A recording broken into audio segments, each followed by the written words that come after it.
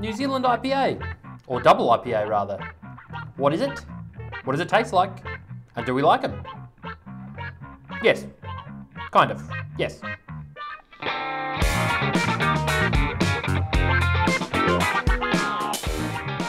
We'll pivot into a CBBR. And yeah, enjoy.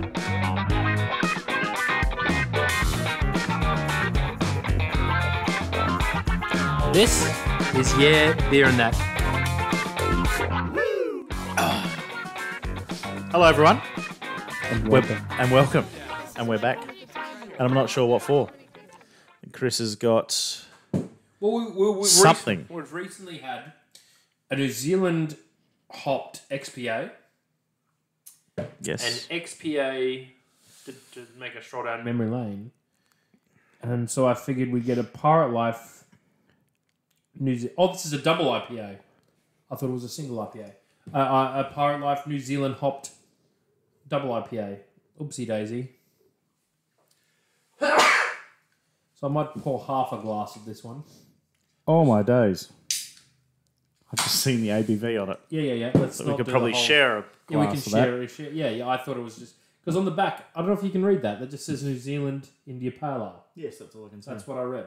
Yeah. But if you look at the other side, it's my eyes aren't good. Ah. So it's an NZ double IPA. That's not That the ain't- correct colour for a double IPA, in my opinion, straight away.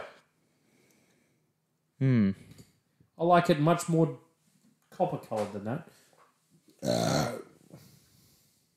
Yeah, you'd expect it to be that copper, don't you? So the reason we're having this one, this New Zealand double IPA, it's a Pirate Life Freestyle Hops double IPA. I can't say that many more times now on the entire podcast.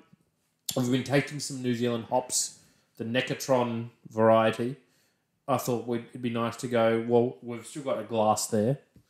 Let's taste it and compare it and see how the hops go.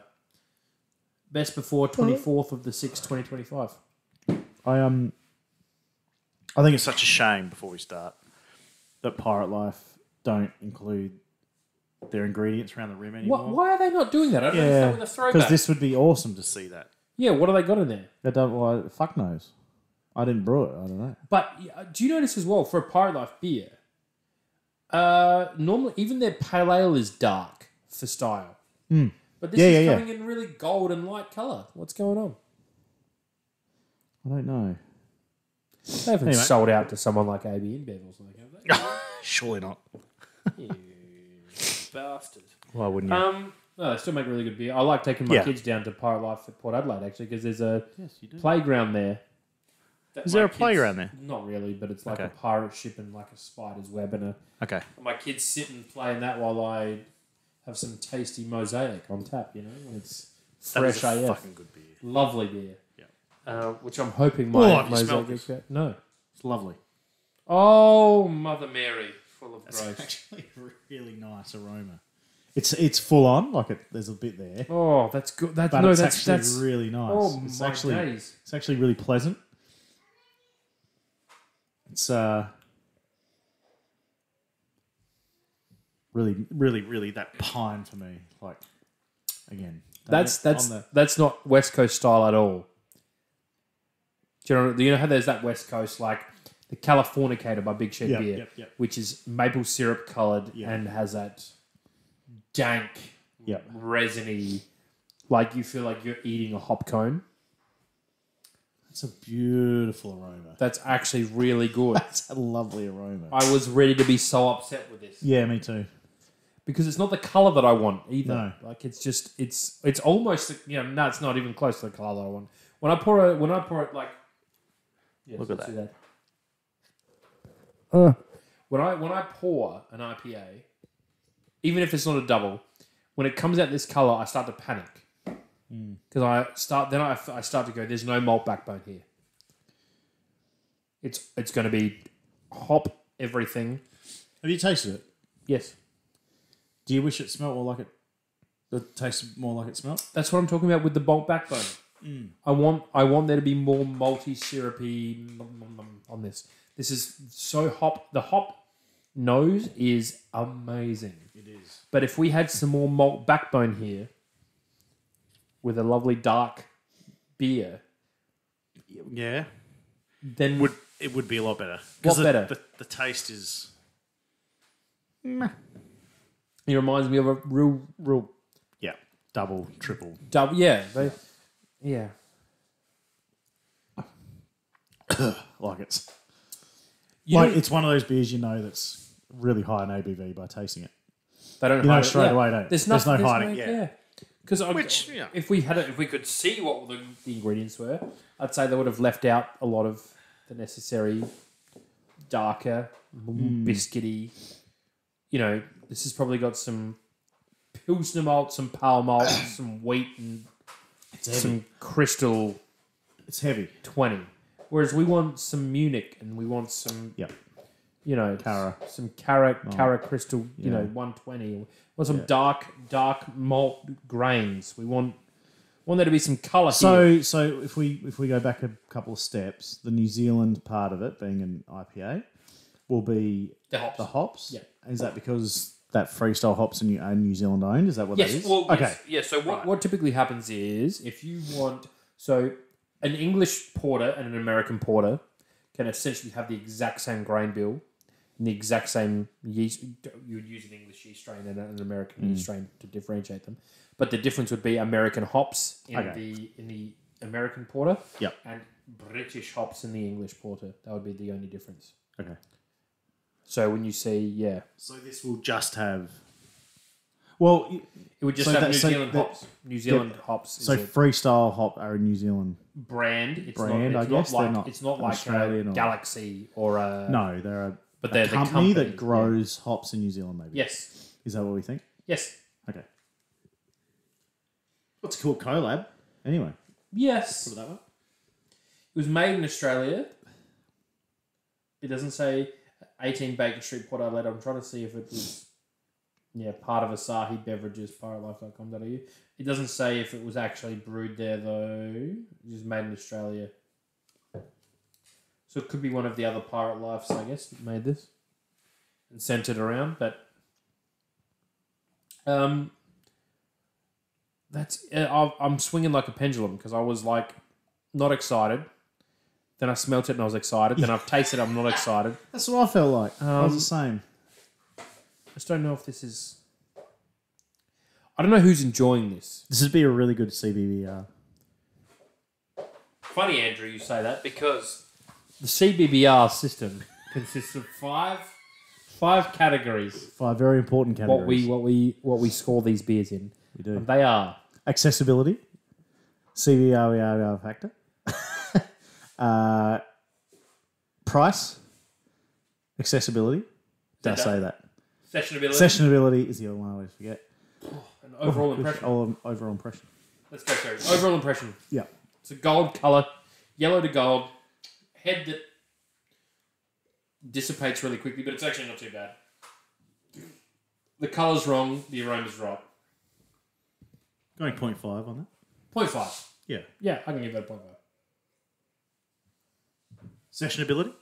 I'm not sessioning these. You can't session these. Of course you can't. I was asking you. No. Good. Okay. No way. You can't session this Oh, because... if no one knows, it's 8%. It's 8%. It's 8%. It's too resiny. It's too unbalanced. It's too toward the hop. Even if I was having a big night, I think half a can is plenty. Even one whole can. We're not doing more than that. Yeah, nah. that's it. So 0 for sessionability. 0. Yep. Price was fantastic. It was like $20 for 4-pack. Yeah, that's brilliant. For the alcohol content, I suppose. You look at it that way. That can be a tick. That can be a 1. Yeah. Well, for accessibility, I'm guessing you got it from Dan's. It's a 1. I think he yelled out 1 off, but yeah, I assume them located in Port Adelaide and where 5 or 10 k's away from there, that it would be fairly accessible for us. So we then go on to, what's that? We got the 1, 2, 3, and the 4. Craft factor. I think that's 0.5 as well, due to the nature that Pirate Life have sold out. couple of years ago. So I think we're looking at 2.5. So accessibility, I just gave it a 1 because I assume we could get it. We've got it comfortably from New Zealand. And then CBR factor. You'll half. That's what I gave it. Yeah, good. Okay, good. That's exactly 2.5. I think. Swollen sheep anuses. Why would it be that? Why would that come to your head? 2.5. You got a lot of arse in your head at the moment, in your face too. I do. I think it's just 2.5 sheep would be much more. 2.5 sheep. That's such a weird because I've never. Have you been to New Zealand? I thought you were going to ask me something else then. Yes, I went on a cricket tour when I was like 17. But I played cricket for a whole week and that was it. So I didn't see it. Okay, I love it there. I've been a couple of times. I spent a couple of months. And I wanted to move there. And I'm not saying that New Zealand would even want me, but it was just far too cold in the winter for me. And that's very cold place. Adelaide, So I was like, fuck, place. I can't do this. Adelaide's not cold. It's not? Well, it was getting to minus Celsius over there and I just couldn't do that. Very rarely get felt like I'd hurt my bones. Yeah, no, very cold place. But you need to drink a lot of this in the winter to keep you warm. Yes. Yeah. At 8%.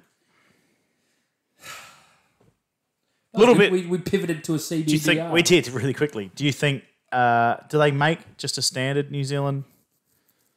No. That'd be fully IPA? Okay. Whenever they decide to do the seasonal New Zealand hop thing, they'll probably buy out a bunch of New Zealand hops and go, we're going to make some New Zealand Pale Ale and Session Ale and double IPA. I would give this way more points if it was darker in colour and more balanced, more malt body. What will they come up with next? Pirate Life. What have they been doing recently? I don't know. I haven't been tracking them at all, really. Nah. To be honest. I haven't at all, yeah. Even when I've gone there, I haven't gone, what are you doing new? I'll just give me the mosaic. Is that still the same? Tastes very much the same. I think their whole shtick is that it's ridiculously hot. I think if they start winding that back, they lose their cachet there. Do you know what I mean? Yeah. People go there because they want to. I loved that only came in the 440s as well for a long time. Yeah, me too. For a really long time. Very heavy. So fucking heavy. But yeah. Something you really need to be in the mood for that, don't you? Yes, you have to want to drink Pirate Life beer, I think. Yeah. And for that in particular. Even their you know what, their port lager, they had like a port lager which was fantastic. But that's even a seasonal recession. It's not on tap all the time or not in can all the time.